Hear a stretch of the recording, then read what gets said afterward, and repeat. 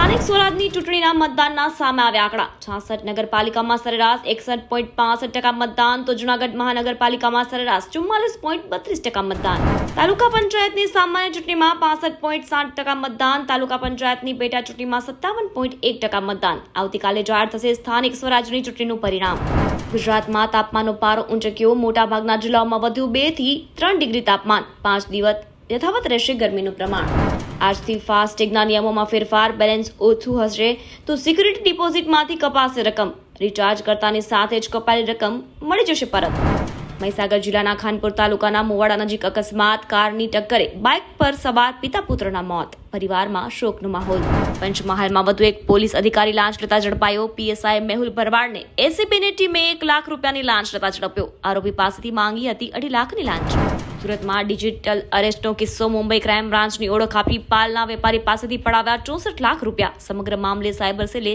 શરૂ કરી તપાસ